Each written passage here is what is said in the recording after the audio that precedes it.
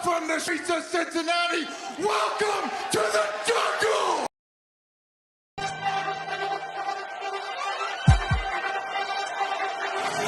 Let's go.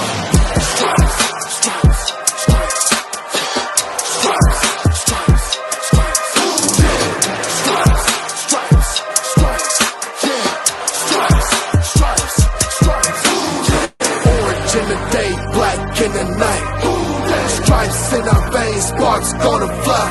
The beast is awake, orange, black and white. Cause when the jungle come alive, who day we ignite in Cincinnati, we gon' rise in the jungle we unite in dripping orange and black and white. Who day when we fight, live and die in these stripes. Wake up the beast, every end day is a feast. Time to bust it off the leash. In the jungle dripping heat, tigers strike the city streets. East side stand up, west side stand up. If you reppin' who they, time to put your hands up. Bengals stripes, we in it. New day, new age, yeah, we get it. Cincinnati jungle fitted. Who they in our house, we win it. Orange and black and white, we build it. Earn our stripes, you know we kill it. Bleed our colors, jungle dripping. Nasty, natty, yeah, we live it. Lit the crowd, get the city loud. Yeah, we feasting now. Fit the pounds, make the city howl. Now we beastin' now. Thunder through the tunnel, from the sideline to the huddle. Stripes we tatted on the jungle when we flex that who they muscle on them. Cincinnati, we gon' rise in the jungle we unite in dripping orange and black and white. All day when we fight, live and die in these stripes. Now who gotta move like it on? Now who wanna move crossing on? Now who wanna move on? If you got stripes and you let the city know you rock 'em, yeah we got 'em, yeah we fought 'em. Like that black and orange on bottom, bingo bottom, never stop it till the beast and know who they rockin' with the diamond stripes, flossing on the ring. Cincinnati, she's our queen, we gon' show the world who king. Orange in the day, black in the night, stripes in our veins, sparks gonna fly. The beast is awake, orange, black and white.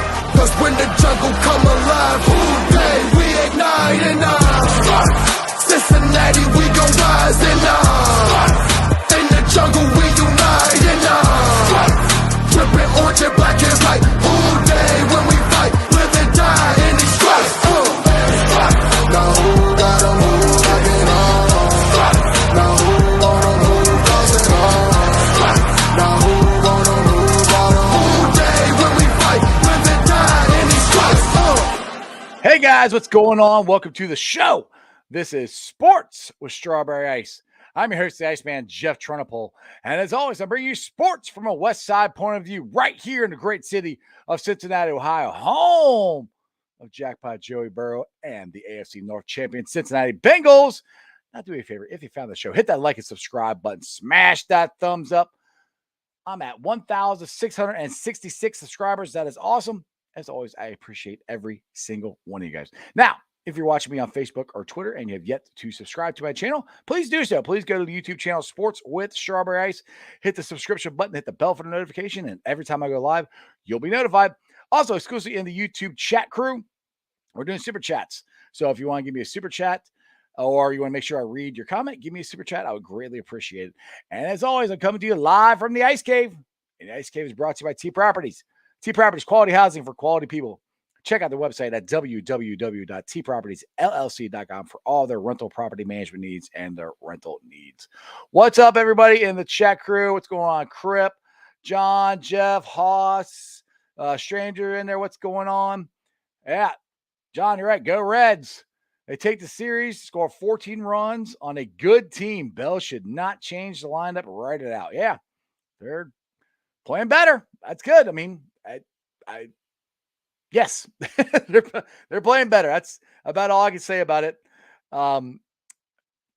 It's a little late. I mean, the season's, I think it's over. But yes, hey, at least they won. We just need them to stay at least competitive until we get to football season. You're right, Dave. 2 series in a row. That's a winning streak, boys. Well, winning series streak. What's up, Crown? What's going on? All right, guys. I did a little video earlier today, and I'll let you guys make your own opinions about it. It's about what CJ Uzomah said at the press conference today for the Jets. And you can take it as shade. I've taken it as it's a shot, but I don't really think CJ meant it as a shot to his former teammates. I think he's trying to boast up his new teammates, but I think he could have worded it a little differently. With him saying these are the hardest working young guys he's ever seen, he referenced back to his rookie days of they're working as hard as Andrew Whitworth and all that, which we all love. Big Whit, future Hall of Famer. Hopefully he goes in as a Bengal and not a Ram, but we'll see. But anyway, here's the whole video clip that you guys can watch. If you missed it earlier today when I tweeted it out, or if you missed a video earlier, here's the whole clip, and you guys can give me your comments on it. It's like this team they're hungry. The young guys in here, I've not seen a work ethic like that in a while, to be honest. And the work ethic that they're showing it's something that I saw when I was a rookie from veterans like Andrew Whitworth, who I was like, oh my gosh, this guy's staying 2.5 hours afterwards to get in his work. And I'm seeing that from guys here that are young, that are like, hey, I don't want last year to happen again. I don't want a repeat of that. I don't know. And coming in here, I'm like, yo, I'm trying to carry on from what I did last year, implement that into this organization and win the whole thing. Now, I've had a lot of comments on Twitter, and some people say CJ's dead to me. Some people say, well, he's just saying that to hype his own teammates up. And like I said, I think he's saying it to hype his own teammates up. I think that's his personality. It just came across bad to me if you're a Bengals fan. And like I said, I will never fault anybody for leaving for more money. But like I said, from what I've heard, it wasn't that much more money. And as we get to the interview I had today with Jeremy Rauch from Fox 19, I do believe CJ cares about his former teammates and Joe Burrow and Jamar Chase and everything, because he was consoling them after the Super Bowl loss. But it's just, like I said, he could have said it differently, because I understand he's excited about going to his new team and everything, and he's trying to do the same thing he did here. That's what he's trying to do. He's trying to do the exact same thing, and God love him. It worked. I mean, we all love him for it. He was one of the favorite Bengals of all time. Now, with that being said, when you go and you say basically the same stuff you said last year for this team, and as Bengal fans, we take it as you're speaking from the heart. You truly love us. You truly love this city. You truly love your teammates out there, which I truly believe he does. And then you turn around and you go to New York and you say the same thing. And then as it comes across, it's coming out as you're dissing your old teammates, which again, I don't think he actually meant that. It's just the way it came out. Anyway, let's get to some of the comments here, and then we'll get to my interview here with Jerry Rod. Dave, love CJ and the energy that he brought to the Bengals, but let's face it, he's followed the money, which, yeah, he did. And like I said, I'm not going to fault any NFL player for going to get as much money as you possibly can, because CJ, this was his career year. Maybe he has an even better year in New York. I have no idea. So as of his career has went, this is the most money he could possibly get, and he tried to capitalize on it. So I'm not going to fault him for that. Haas says, I unfollowed CJ. He's a traitor. Enough said. Moving on. And again, it was awful quick. I mean, he was gone in the first couple of days, which shocked me. I thought the Bengals had time to re-sign him. I thought we'd get him back on maybe a team-friendly deal with a little slight raise or whatever.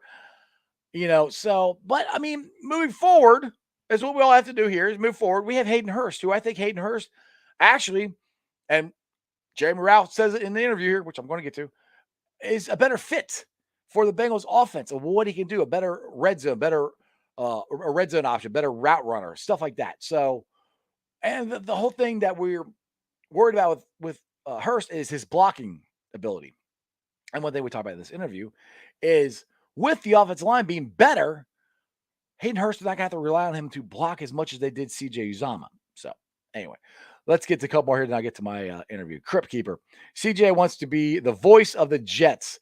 The players, the media run to after games and practice. Yeah, and well, I mean, that's what he did in Cincinnati, and that's, I think, how he got his money. Not that he wasn't productive, but they also signed him for his leadership, for his voice. stuff like that. So yes, it's a mixture of all that. My boy Dale, he says Hayden Hurst is going to be a beast. I agree with you. I agree with you totally. I think Hayden Hurst is going to be in a long term a better fit, and hopefully he has a career year, and hopefully he resigns with the Bengals. Stranger says good riddance to the fumble finger. Like I said, it is what it is. I mean, I've put it out there as, is it shade? Is it not shade? I'm like, I just don't like the way he said it. He could have worded it differently. That's the whole problem I had. I don't think he meant it that way. That's just the way it came out. Jeff Holmes. Not that Jackpot and Uno need any bulletin board material, but there it is for the Jets game this season. Jeff, I'm with you on that. I've kind of thought that too. I'm like, oh, okay. All right.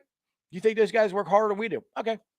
That's good. All right. We'll check that off. We'll keep that on there.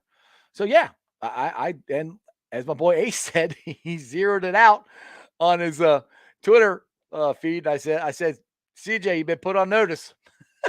So, John, CJ will probably start saying, why not us? The Jets have a long way to go. I hope he doesn't start saying that, because that would directly steal it from us. Oh, there you go. Crip goes, hey, yeah, that's Dale. I remember. Yeah, that's Dale, not Dale. Not Dale was on yesterday. Dean, I hope they set Hurst up and use his talents. And the thing is, Dean, they're going to have a better chance of doing that this year because of the offensive line, that Hayden Hurst is going to be able to take advantage of more of the opportunities than even CJ could last year, because CJ had to block a lot. I mean, there's lots of times where we had to put Isaiah Prince in there as a tackle eligible, before Riley Reef got hurt, for blocking. We're not going to have to do that this year. So Hayden Hurst not blocking or not being as good as a blocker as CJ, I'm more beginning to think it's not going to be as big of a deal as I first thought.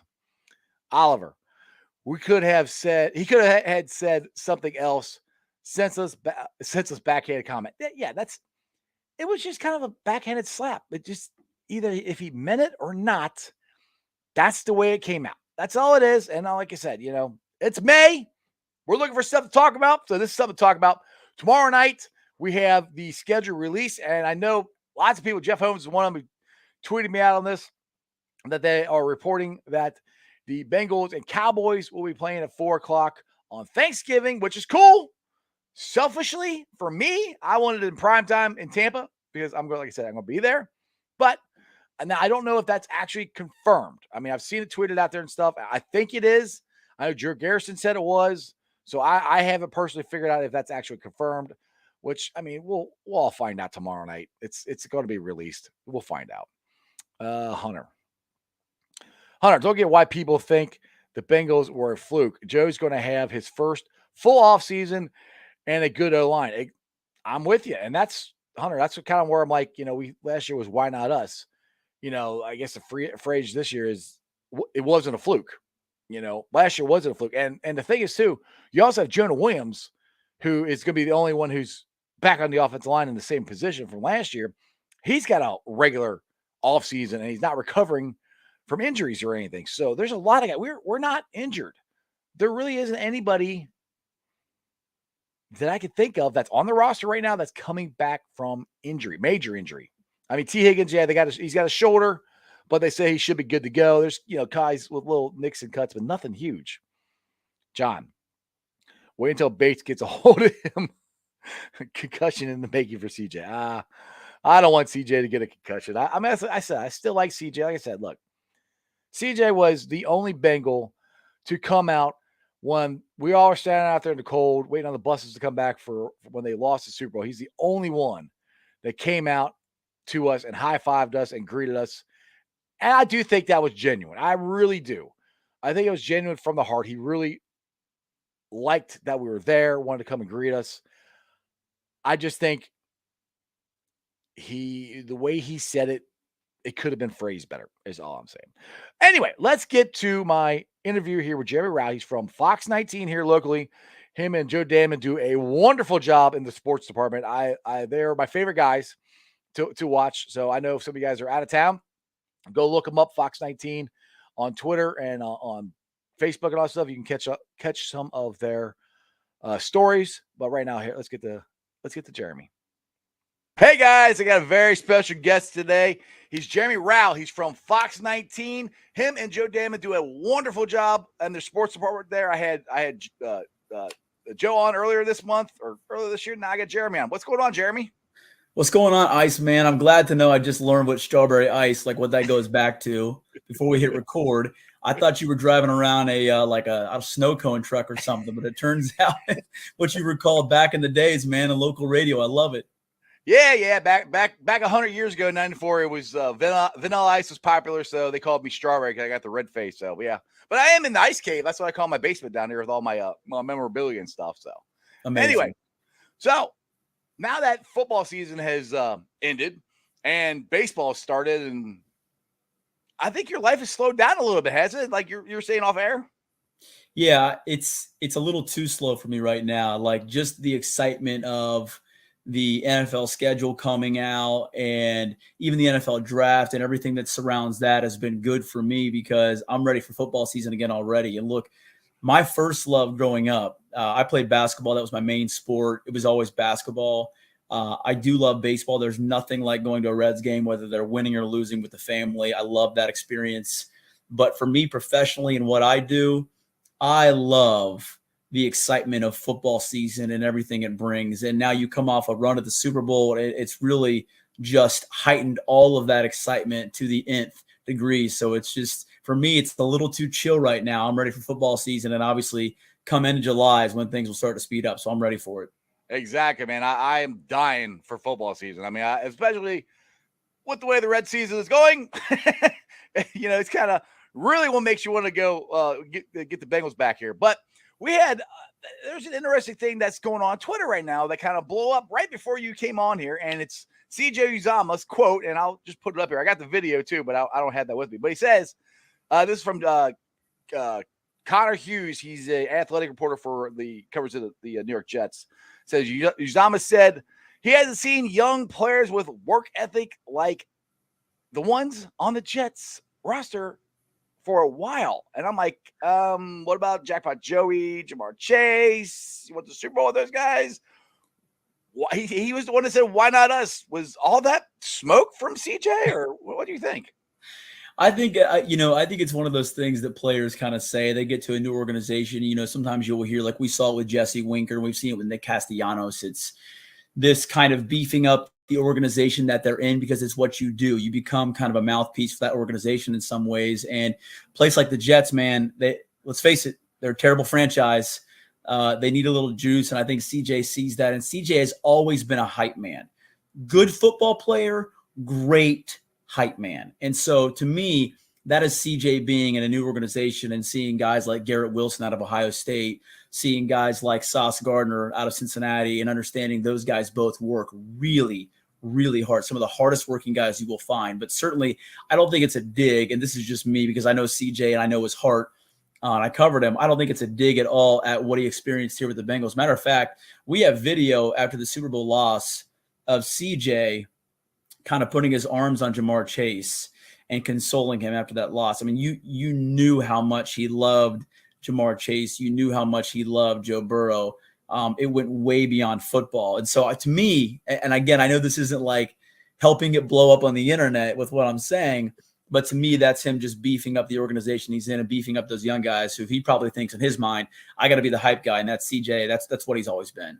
Yeah. And just like you said there, that's where I'm just kind of surprised. Well, first of all, I was surprised he left so quick. I mean, he was gone in the first week of free agency, and the lawn guys are in my yard here cutting, if you can hear that. Sorry about that. But he left the first week of free agency, which I was surprised. I didn't think he'd be a first week guy. I thought he might maybe the end of the week guy, maybe, I thought we had time to sign him, but he left quickly.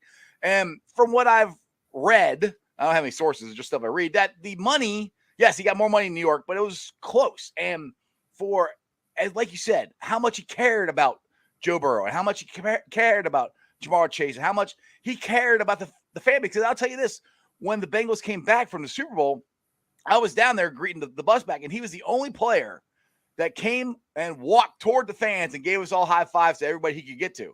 So that's where I'm like, it kind of hurts for him, first of all, to leave that way. And now to say this, it just, I don't know. It's like, it just doesn't sit right with me. I understand what you're saying, but it just kind of seems Yeah. two-faced. No, I understand that, from a Bengals fan perspective. I think as far as him not staying in Cincinnati, I think some of that is what he felt from the Bengals. Not a stiff arm as in we don't want you around anymore. CJ Uzomah, you're not good enough to stick around. You're not our guy. I don't think it's any of that. I think that they wanted to go in a direction of a little more of a weapon at tight end. CJ Uzomah served a role. He was a great teammate, a great leader in the locker room, and he did a good job on the field. He found some soft spots in the zone. He didn't have a lot of drops.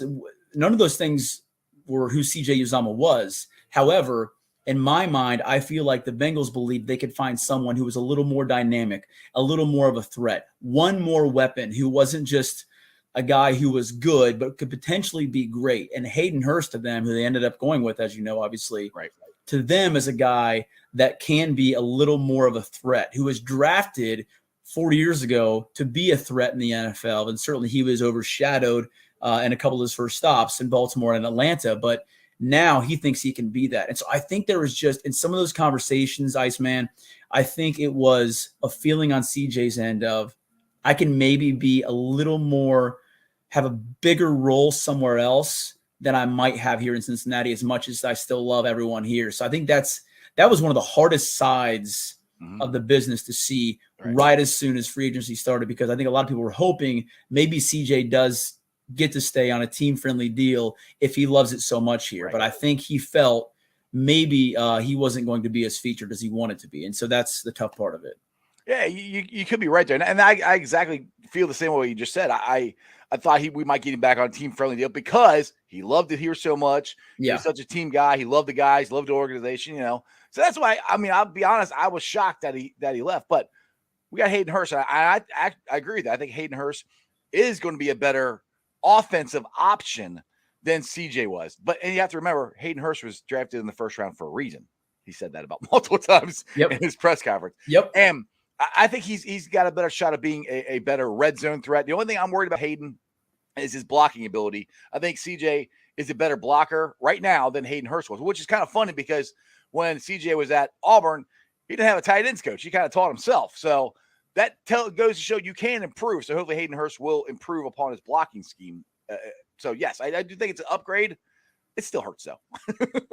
Yeah. And I think too, Drew Sample's not going to be here in the long run. They have to have a better overall plan at tight end than the one they have right now. I think they're hoping that Hayden comes here on a 1-year prove-it deal, which he's doing right now basically, and then becomes more of a long-term option. But they still need to add some depth there. They need to add some real depth there. Right. Drew Sample's a decent blocker. They used CJ in a lot of packages last year where he was blocking, but they also feel like that the offensive line that they have now, and potentially even if they still find ways to add to it, or if a couple of guys step up, the way it's currently comprised, the 3 big studs they brought in at free agency, I think they believe they have a better blocking line already. And I'm sure you know that and have noticed that as well about them, that they won't have to use those certain packages where you're always having a tight end having to come in and save the day like CJ was so often. So I think that's how they view it. But it remains to be seen if that's a good plan or not for them. Yeah, and you want to have Isaiah Prince come in to be the extra lineman, and the option, tackle eligible, which he never was. They never threw it to him. It was just to extra blocking. We won't have to do that this year, Jeremy, because we signed 3 glass eaters, to quote Frank Pollock. Now, I had Deontay Smith, my first Bengal, our current Bengal I had on my show. I had him on my show last week, and he right now is my choice to be the starting left guard. I know people said Volson, the guy that's come in, Frank Pollock spoke glowingly about him in the press conference. So he's got that stuff in his neck, and which Frank Pollock he's a great quote guy. he's unbelievable.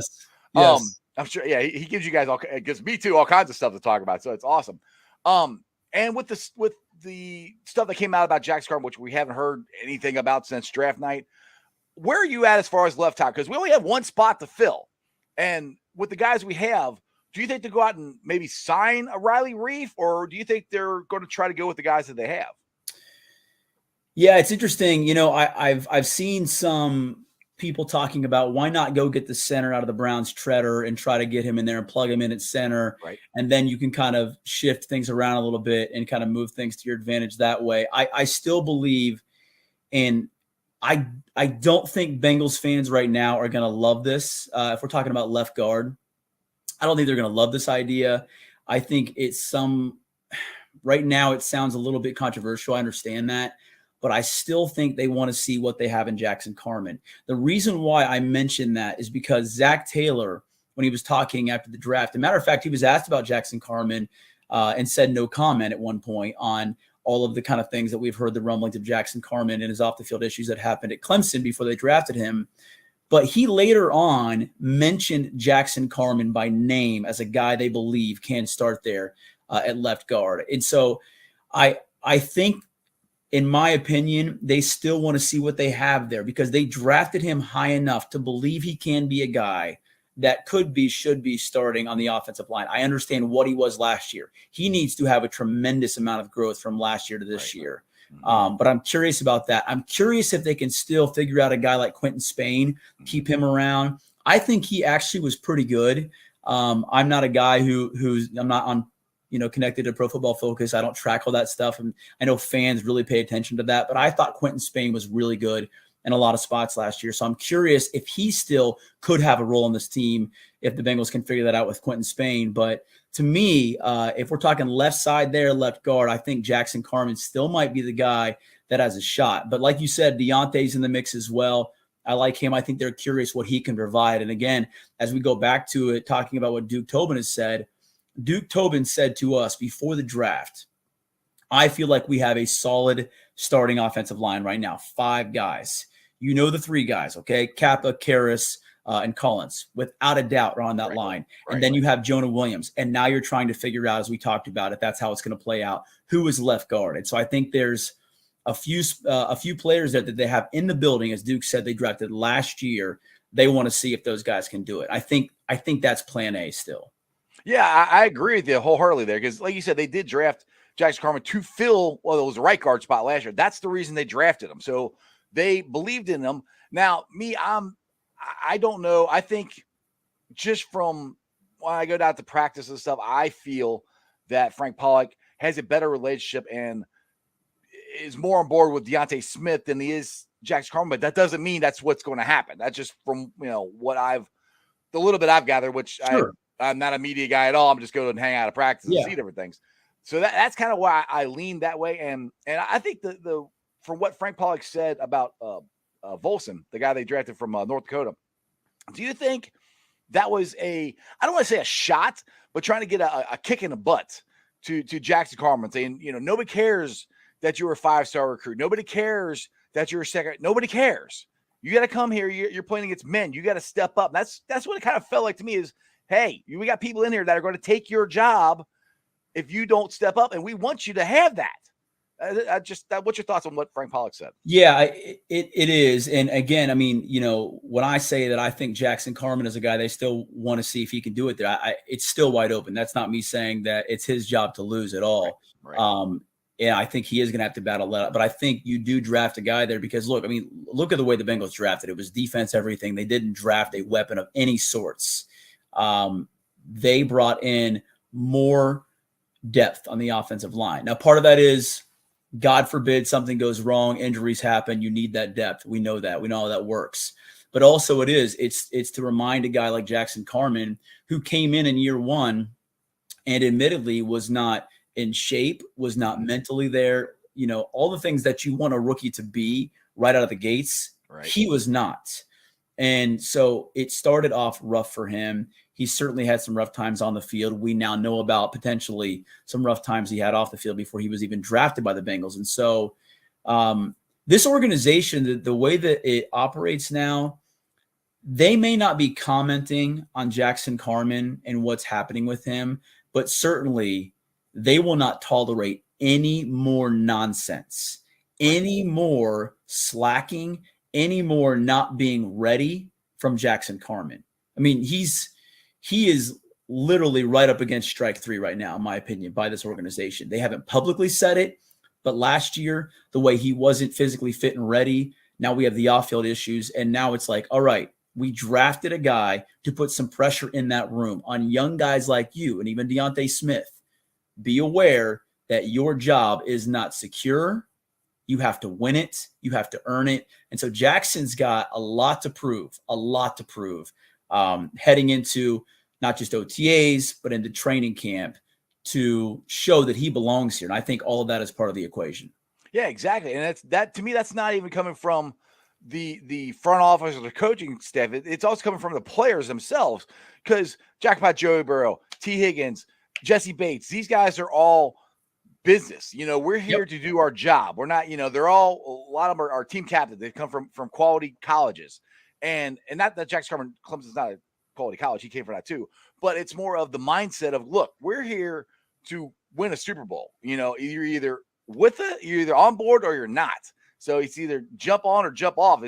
I agree with where they're at with Jackson Carman, and it's a no nonsense. It's like, look, we got this window. And to me, this year with the talent that the Bengals have added with the defense, the speed in the secondary, I think, is unbelievable. I think they're going to have one of the best secondaries as far as speed goes in all of football. Mm-hmm. There's no hole on this team. Like last year, the offensive line, big gaping hole, offensive line. Everybody knew that. There really isn't one this year, Jeremy. And that's where everybody's like, this is it. We got to go. Yeah.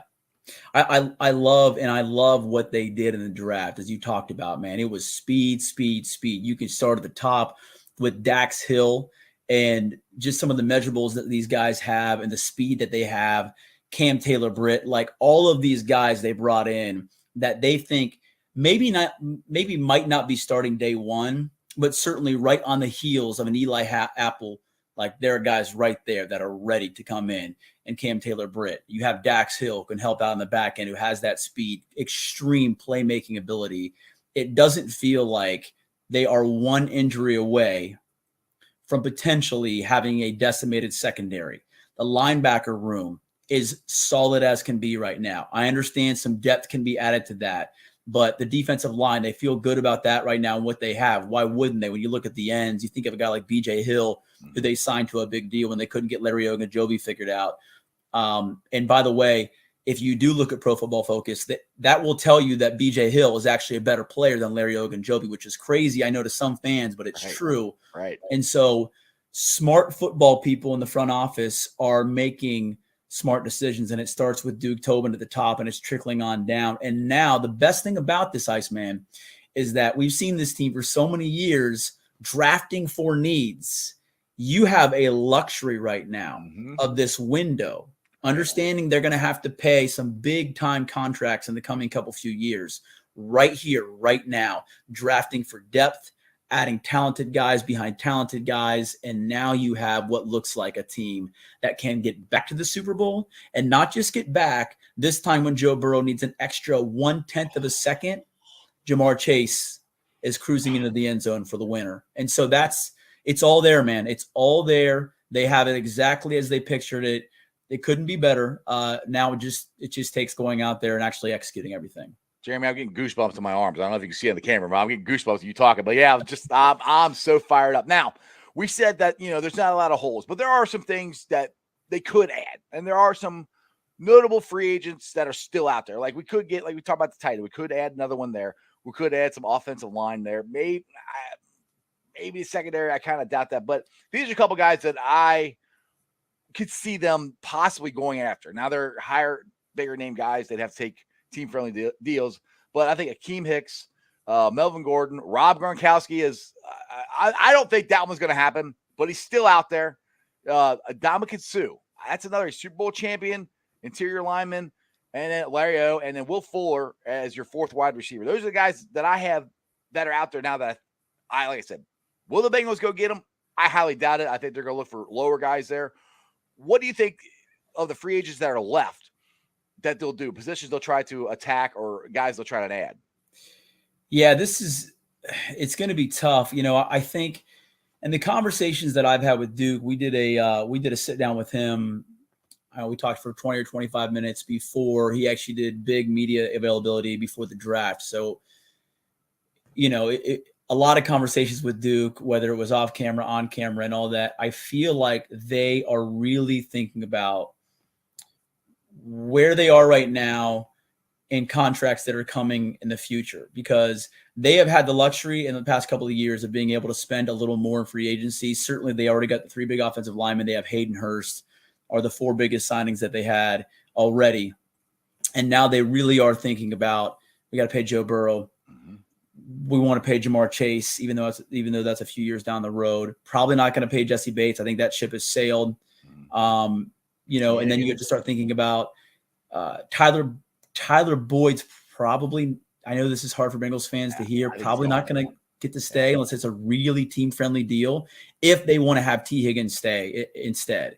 Right. So they're trying to think forward about a lot of those things. So if you have a free agent out there who's going to cost a couple of dimes more than they're willing to spend, I don't think they're there right now on actually going for that. It sounds like to me that they potentially could either be done or almost done. And so if they do sign someone else, that's tough for me to say. The one thing that I'd be curious about is, do they still, even though they act like they don't want to find a dynamic punt returner and next level, a next wide receiver for them, to add to the room, a 4th guy, if you want to say that.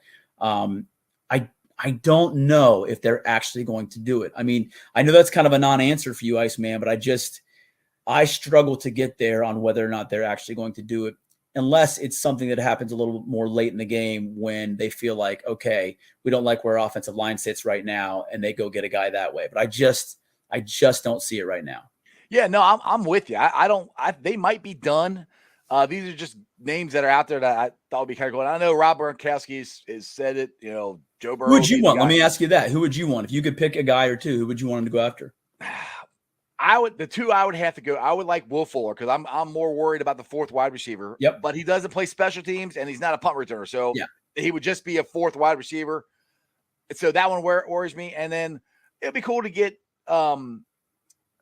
either Hicks, or I'd love to get Larry O back. That's also on there too. Sure. Another interior lineman there, because to back up BJ Hill, we really only have the guy who drafted out of Florida.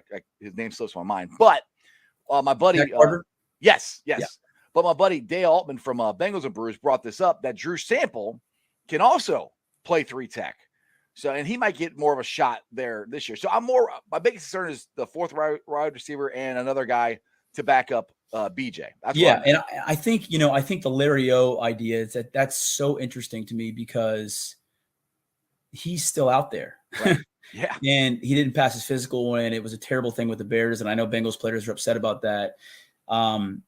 But to me, as you said, Will Fuller would be kind of hey, that'd be kind of cool as a 4th wide receiver. But you know how much the Bengals value special teams. I mean, if you have watched this team for a couple of games and followed this team, and certainly more than most, I'm sure, they value that, and they want to see that as an option. So I just can't get there with Will Fuller either. So it's interesting, man. It's if they do something, it may not be that noteworthy. And if they bring Larry O back, that might be one of those things. Yeah. Now my thought I had too about the 4th wide receiver is potentially Chris Evans.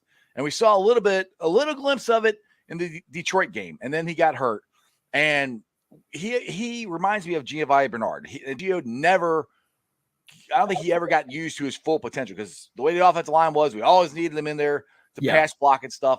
And Chris Evans is a lot like him, and he can split out wide as a wide receiver, and I think he can punt return for us too, because he did do that toward the end last year. So I think there's a possibility that he could be, our Ginsu knife, our 3rd running back, our 4th wide receiver, and our punt returner. I'm kind of hoping they use him a lot more this year. I think they expect a lot more from Chris Evans this year. I don't think it means that he had a bad, first year in Cincinnati at all. But they certainly, I think, see a higher ceiling with him. What that dude can do running a little wheel route, a lot of little things that he can do. We saw it happen last year. I think of the Lions game. That touchdown, other plays like that you just see, man, he can find these little spots where he can catch it and go. And certainly it may not look like a wide receiver, but is it another weapon out of the backfield? Can they get creative with that? Will they? Absolutely, they will. And they expect him to make that leap this year.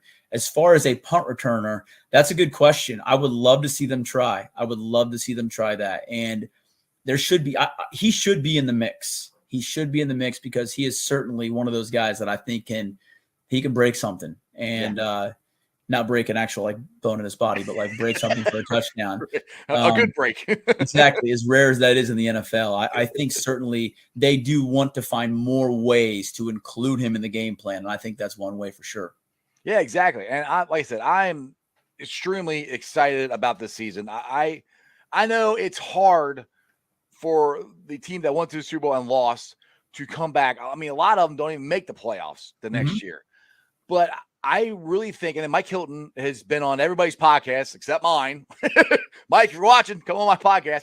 But he's been out there a lot. You know, last year I said, why not us? This year, I think they're trying to prove that it's not a fluke. I mean, I don't think we have a slogan for it yet, but they're trying to prove that last year was not a fluke. And I think that has a lot to do with a chip on the shoulders of the Bengals players still this year going into 2022. They're like, okay, you don't believe we could do it last year. Well, we did. Now you still don't believe us. And we went to Kansas City, and we went to Kansas City in the AFC Championship game, beat them, went to Tennessee. Burrow got sacked 9 freaking times, still won. You know, I mean, what else do they have to prove? And that's where I think that's what this year's call is going to be, is it wasn't a fluke. And I'm excited to get there. I can't wait. What's cool is to hear the team talking about already, Mike Hilton, as you mentioned, saying, man, can't wait to see how many primetime games we get. Like, put us in primetime. Yeah. This, for so many years, was the unwritten rule, do not speak about primetime kind of feeling around this team, right? And now this team is like, put us in the spotlight, baby. We're ready for it. And they are going to get chances in the spotlight. The schedule, again, is not out. But, I mean, you've got to think, right? The Chiefs, the Bills, the Bucks. There's hints out there that the Cowboys on Thanksgiving, that might be the game that the Bengals play against them in that 4:30 game on Fox. We'll see if that's real or not. But it sounds like, to be honest, I kind of hope it's not, because I'm going, my wife's from Florida. Yeah. And I'm going to Florida for Thanksgiving. So I was kind of hoping it was going to be the Tampa Bay Buccaneers, because my sister always got season tickets. The Bucks and Bengals prime time in Thanksgiving night. That would be tremendous for you. Yes. but look, like, you've got the Cowboys there as well. You've got to think they're going to want to put one of the Ravens games in prime time as well. So I mean, I think easily 4 or 5 primetime games this season, and big time stars on the field in those games. Bills, Chiefs, Bucks, again, to go back through them. So I am really, really excited to see this play out. And it's fun to cover a team, even though for what I do, primetime games don't help me in local television at all. It's fun to see a team get this spotlight, and not just get it, but want to be in the spotlight, want to show everyone, instead of being under the radar like they were last year in a lot of ways for obvious reasons, now being there, have arrived. Like we saw what happened with the Chiefs as well a few years back. And then just putting on a show for America. That's the dream with this team.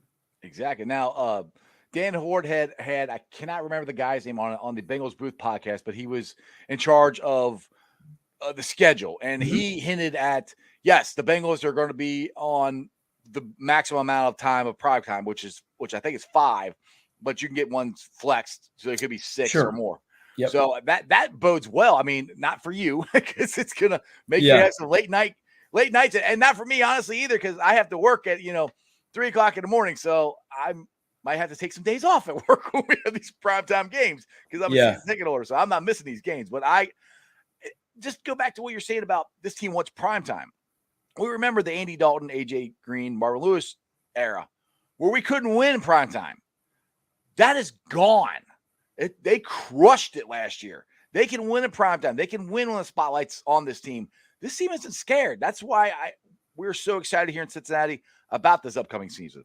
Yeah, I mean, CJ Uzomah, we started talking about him at the top of this podcast. He was one of the guys that said, look, I was around for Marvin Lewis and Andy Dalton and AJ Green. He was around those guys, and he said the coaching staff during primetime weeks, big game weeks, you could feel the tension in the room. Everything they did felt like, this is the biggest game ever. We have to do it right or else. And Zach Taylor doesn't have that. He has a very effusive way about him. It's not like a laid back, nonchalant, I don't care kind of mannerism. It's hey, we've prepared for this. Mhm. We got this. This is what we do. We're going to go out and play the game and do our best. And the pressure is somehow taken out of the room with the way Zach Taylor operates. And so that's a huge part of this team. Obviously, when you have a guy like Joe Burrow, I mean, it's you can go back to the playground when you're 5 years old, 6, 7 years old, and the one guy you got to have on your team makes you feel like you have superpowers. I mean, Right. everyone wants that first pick to get that one kid who gives you instant Michael Jordan special stuff from Space Jam, like that superpower feeling. And so the Bengals, no matter what, are walking into any game, primetime, playoff, road game for the AFC title in Kansas City, Super Bowl, even though they lost, with the ultimate superpower, and that's Joe Burrow and their team. So that changes the entire mood of a team, because Joe Burrow is the same guy who back in Little League would tell his team that they were going to wreck the other team. And he's like 10, 11 years old. It's just this mindset that not everyone has. Yeah, it's like Zim Hude says from the Cincinnati podcast. He goes, Burrow's a psychopath, which he is when it comes to winning. He is all ball and he wants to win, and he will go through he will eat glass, go through a wall, do whatever it takes to win. And that whole mindset, I think, is permeated throughout this organization, from Duke Tobin, Mike Brown, Katie Blackburn to Zach Taylor, to the whole team. And by the way, not to cut you off, like this is not a, and Cincinnati fans know this. This is not a Michael Jordan type of leadership. You know, we have Michael Jordan. This is not a Kobe Bryant, God rest his soul, type of leadership. This is a different kind of, like you said, psychopath, have to win, the work never stops mentality, best guy on the field. But then afterwards, you go back to the playoffs last year. I remember seeing him hug it out with Logan Wilson and telling him how much he meant to him, right, because of the plays he made. Mm-hmm. You know, think about the game in Tennessee, obviously, where he kissed Shooter right on the field. Exactly. Like, this is not that kind of leadership of some of the most crazy, insane, psychopath, have to win kind of killer instinct athletes. It is that, but it's also the other side. It's the relationship side and the hugging it out with the teammate after the game that changes everything. It's different. Exactly. And speaking of changing, they're broke ground down there right in between the two bridges for the new temporary practice bubble. And now people are like, oh, we go to the playoffs and we get a practice bubble and we go to the playoffs and now they want a new stadium and blah, blah, blah. I'm like, okay, all this stuff, so I think it's been in the works. It just happened to come after the Super Bowl run. Now, how big a deal do you think this is? Because I know last year I didn't get to go when it got really cold. I didn't. They were inside, and I didn't get to go to any of the practices. But I remember last year, like November, it was a downpour, and I got completely soaking wet. And they stayed out there practicing. I'm sitting there thinking in my head, going, "This can't be that easy to practice." I mean, let alone play in the game, but practice, because you got to get all the work in, all the details, the plays, and everything. You're trying to do this in a torrential downpour. Yeah, they're not going to have that anymore. How big a deal is this practice bubble?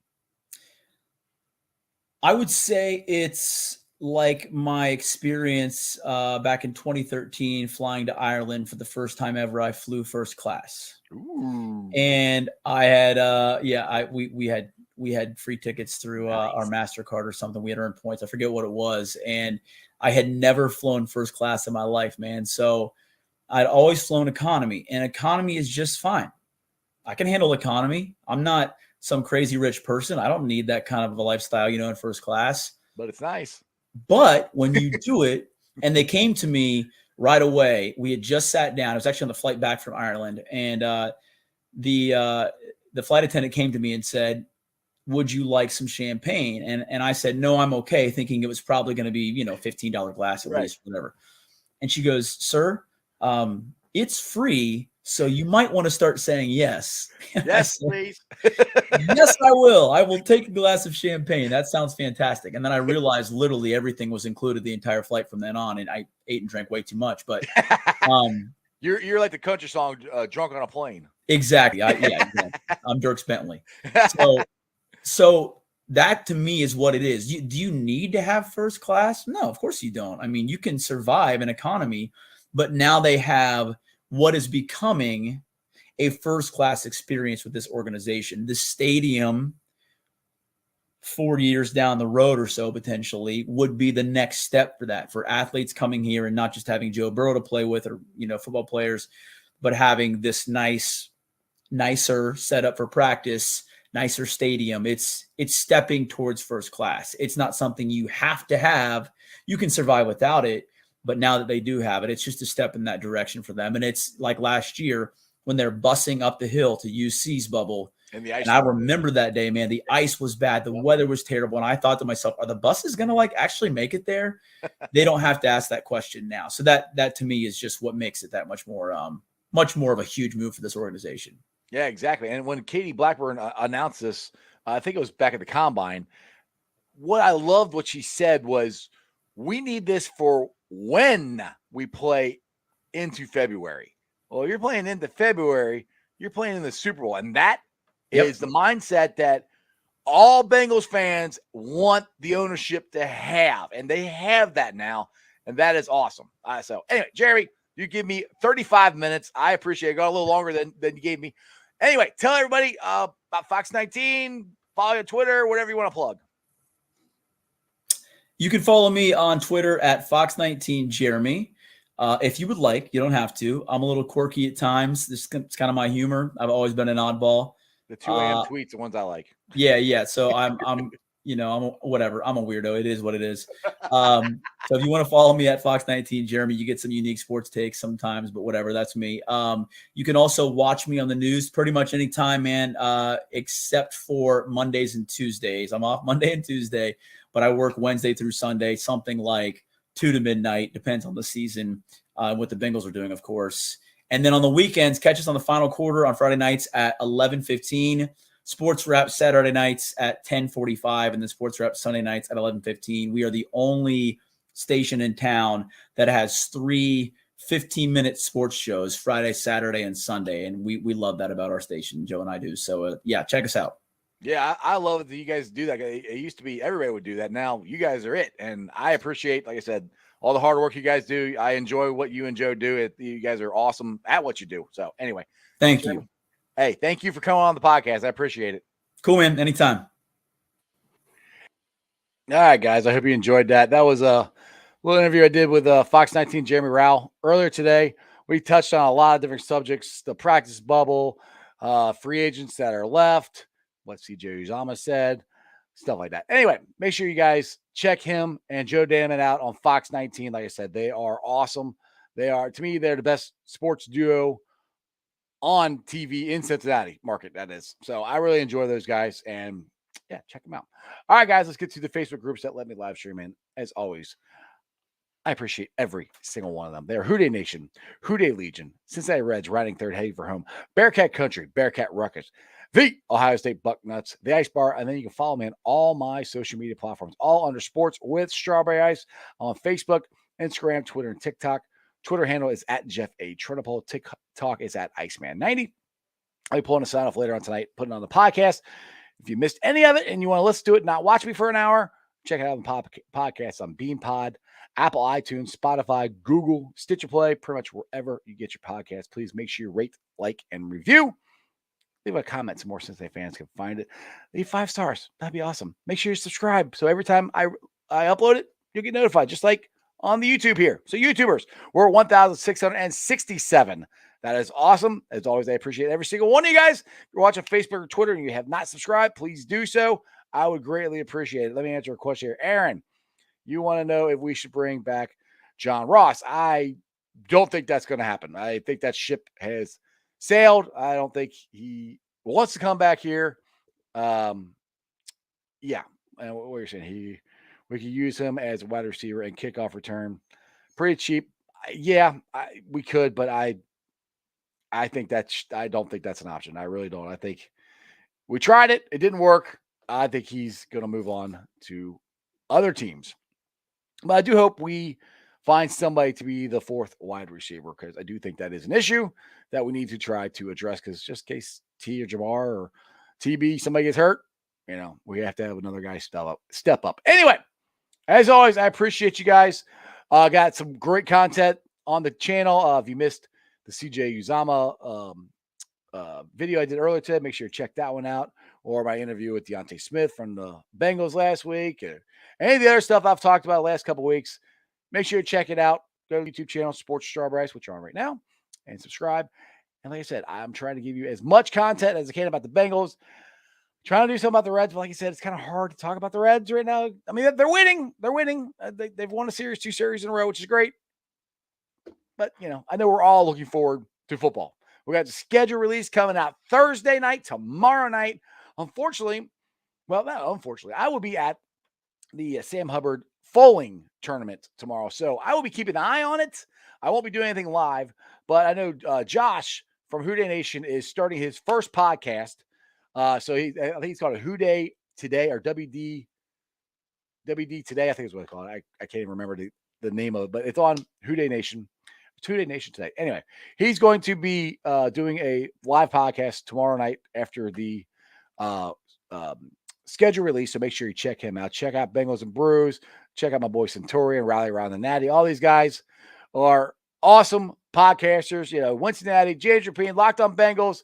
Hear that podcast prowling. There's all kinds of podcasts you guys can check out. Make sure you check them out, but always stay tuned to mine. And other than that, that's just sports, baby. See ya!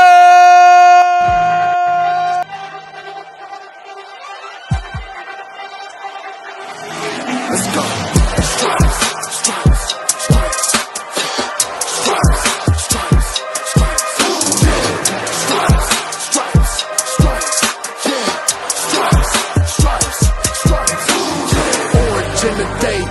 In the night, stripes in our veins, sparks gonna fly. The beast is awake, orange, black, and white. Cause when the jungle come alive, Who Dey, we ignite in Cincinnati, we gon' rise in the jungle, we unite in dripping orange and black and white. Who Dey, when we fight, live and die in these stripes. Wake up the beast, every day is a feast. Time to bust it off the leash. In the jungle, dripping heat. Tigers strike the city streets. East side, stand up. West side, stand up. If you reppin' Who Dey, time to put your hands up. Dingle stripes, we in it. New day, new age, yeah, we get it. Cincinnati, jungle fitted. Who Dey in our house, we win it. Orange and black and white, we build it. Earn our stripes, you know we kill it. Bleed our colors, jungle dripping. Nasty, natty, yeah, we live it. Lit the crowd, get the city loud. Yeah, we feasting now. Fit the pounce, make the city howl. Now we beastin' now. Thunder through the tunnel, from the sideline to the huddle. Stripes we tatted on the jungle when we flex that Who Dey muscle on them. Stripes, Cincinnati, we gon' rise in the jungle, we unite in dripping orange and black and white. Who Dey, when we fight, live and die in these stripes. Stripes. Now who got 'em, who rockin' on? Stripes. Now who wanna move, dancing on? Stripes. Now who wanna move on? If you got stripes and you let the city know you rock 'em, yeah, we got 'em, yeah, we fought 'em. Like that black and orange up on 'em. Bingo ball 'em, never stop it. To the beast, the feast and know 'em. Who Dey rockin' with the diamond stripes, flossin' on the ring. Cincinnati, she's our queen. We gon' show the world who king. Orange in the day, black in the night. Stripes in our veins, sparks gonna fly. The beast is awake, orange, black and white. Cause when the jungle come alive, Who Dey, we ignite in Cincinnati, we gon' rise in